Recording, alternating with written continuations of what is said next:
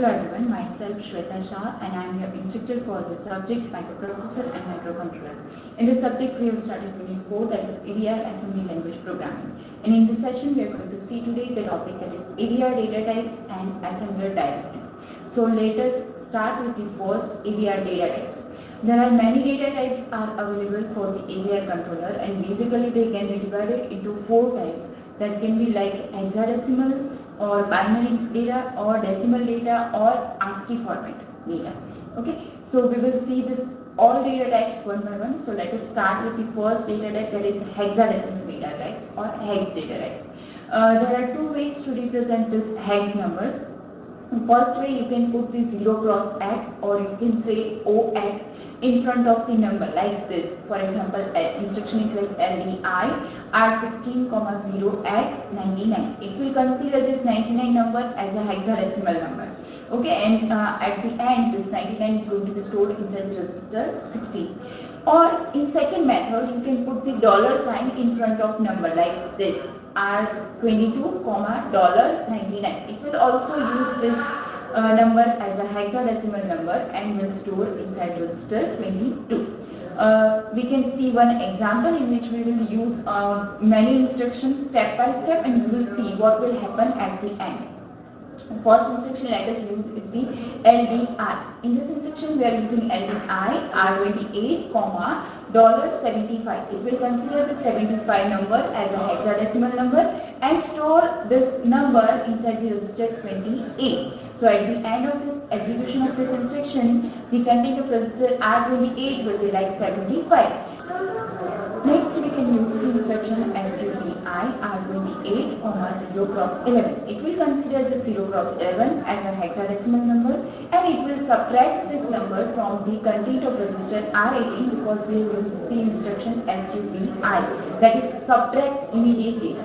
So at the end of execution of this instruction, our result will be stored inside register 28 and that will be the subtraction result of 0 cross 75 and the 0 cross 11. So result will be like 0 cross 64 inside the register R28. Next we can use this instruction SUBI R28, 0 cross 20. It will also do the subtraction operation with immediate data 20, that is represented in terms of hexadecimal. So our result will be like 64 minus 20 and that is going to be stored inside the register R28. Then we can use the instruction ANDI R28, 0F. It will do the ending operation but with immediate data that you have provided as 0F. Here we have used the 0x sign that represents this number is in terms of hexadecimal. Next we will see the binary data types. In binary data types there is only one way to represent this in ADR assembler. It's like this. If you want to represent some binary numbers or store some binary numbers inside the register R16, then we have to use the instruction like LDI R16, 0B and then that binary number. Okay, so in lab previous case for hexadecimal we have used 0 cross notification for the hexadecimal number or you can use the dollar sign. Here we have to use the 0B notification to represent that this number is binary. Okay, so this will be like LDI R16, 0B 1001001. It will store this binary number, that is 99 in terms of hex, into the register 60. Okay, and you can also use the uppercase B and that will work same as the previous case.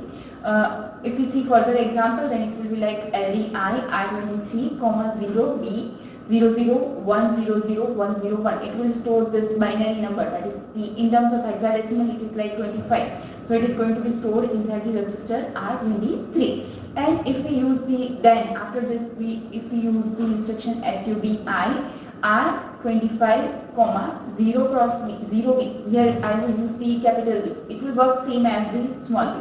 And then binary pattern of some number, that is 11. So our result will be like subtraction of the register 23's content and the given number, that is provided immediate. So our result will be like 25 minus 11 and that is 14 and that is going to be stored inside the register R23. Okay, so here we consider R23. Next data type we can use is the decimal data type. In this decimal numbers, in AVR assembler, we simply use the directly number, nothing before or nothing after. So for example, you can use like LDI R17, 12. Here 12 is the decimal number. So the binary equivalent of this 12 decimal is going to be stored inside the 17 register. So equivalent binary is like 0C, or you can say hexadecimal is 0C. For 12 decimal 12, your hexadecimal is 0C, and its binary will be like 0001100. So that is going to be stored inside the register 17. And after this, if we use the instruction SUBI R17, 2, it will use 2 as a decimal number and subtract this from the content of register 17, and ultimately result will be like 12 minus 2, that is 10. And the equivalent of, that is the 10 in terms of decimal. Equivalent of decimal 10 is 0A in terms of hexadecimal. So that binary pattern of 0A is going to be stored inside the register R7.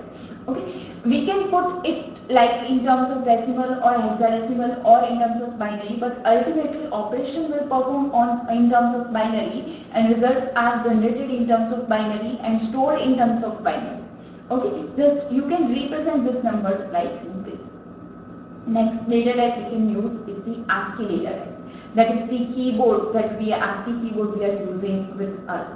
Okay, to represent this ASCII data types in AVR, the assembler has to use the single quote as like this. For example, you want to store the ASCII value of 2, that you press 2 inside your keyboard, and whatever value is generated and that you want to store, that you have to use this single comma with that number, whatever number you want to store. So that is like instruction like LDI R23, 2 in single quote. It will store this 2 number inside the register R23. But this 2 is ASCII 2. So we know that ASCII 2 having the hexadecimal equivalent is 32. So the 32 in terms of hexadecimal is going to be stored inside the register 23. But here we are providing instruction for storing the ASCII number, but actually its equivalent hexadecimal is going to be stored inside the register.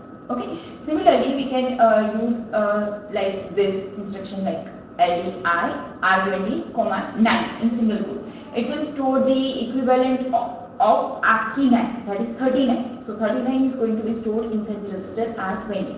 And then if we use the subtraction operation like SUBI R20, 1, here ASCII 1. So it will do the subtraction of the content of register 20, that is 039 in terms of hexadecimal, and 1. So that will be like 31. 1 is in terms of hexadecimal, it is going to be stored like 31.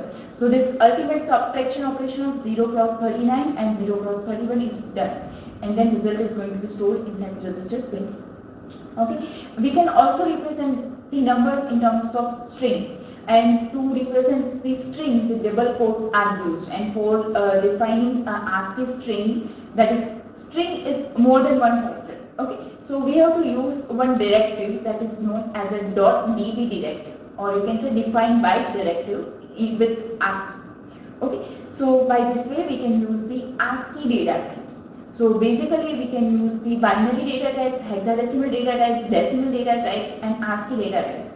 In binary data types, we will represent it like 0B and with your binary number. For hexadecimal data types, you can represent it with the $sign or 0x and then your hexadecimal number. For decimal numbers, you will represent the number directly, and for ASCII number, you will represent the number with single quote. Okay, so by this way we can use the different data types. Next, we will see the assembler directives. So first of all, what is the assembler directives? So while we are using the instruction to tell CPU what to do, where the directives, or you can say it as a pseudocode, okay, that gives the instruction to the assembler. That is the instructions for the assembler. Our instructions are the instructions for CPU, but the pseudo instruction or directives are used by the assembler to decide what task it has to do. Okay, so these are like the instructions for your assembler. For example, we can use this LDI add instruction for the CPU, but .eqe or .device or .org are the directives used for the assembler. The directives help us to develop our program easier and make our program more readable. Okay. So let us see the directives one by one. First directive is EQE, that is equate. This is used to define a constant value or the fixed address. The .eqe directive does not set aside storage for the data items but associates the constant number with a data or the address label, so that when the label appears in the program, its constant value will be substituted for that label. Okay, so you will use this number to define your constant. EQE directive for defining your constant. Use this EQE like for defining the counter constant, and then use this constant to load the register R21. Like first we will define the constant counter as a 25, and then we can use the instruction like LDI R21 comma count. Here this constant count will become label, and whenever you use this count label, your data is considered to be the value that you have defined with this. Here in this case it is 25, so it will store this 25 inside the register R21. Next we can see in this EQE that when we executing the above instruction like LDI R21 comma count, the register R21 is going to be loaded with 25.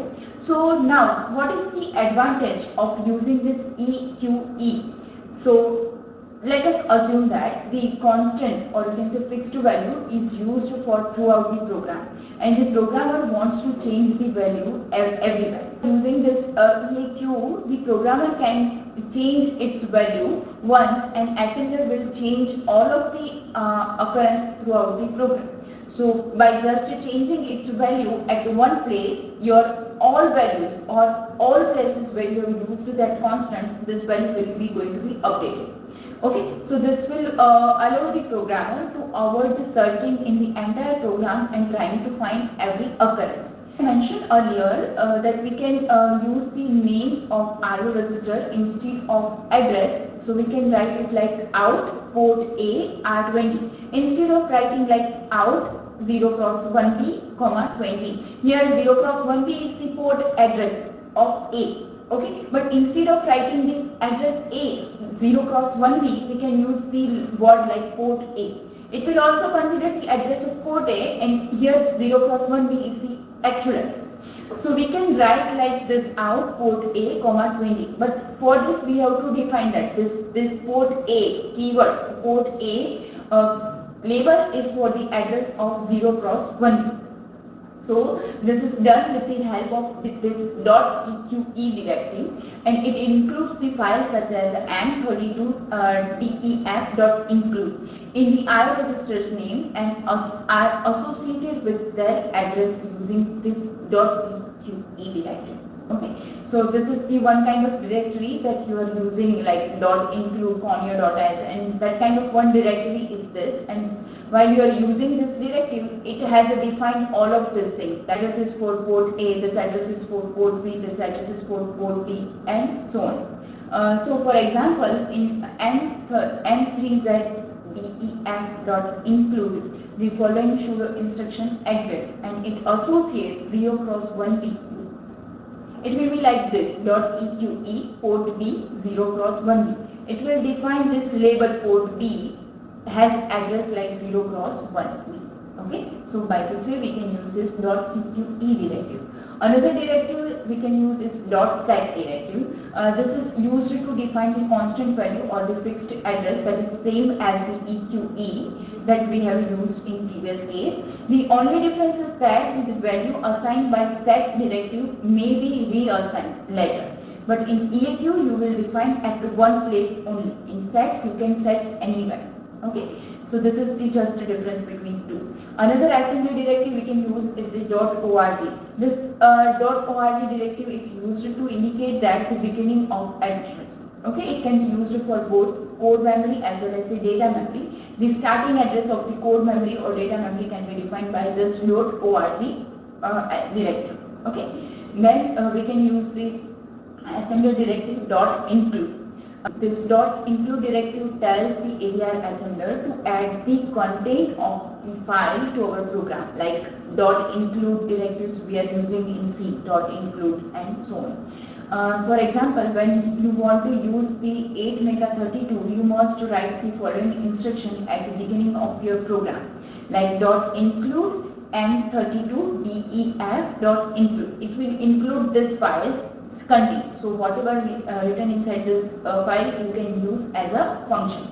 Okay, so by this way you can use this dot include. This is similar to the dot include file we are using inside the C, like include conio.h. So here we are ending our today's session. If you have any query, then you can contact me.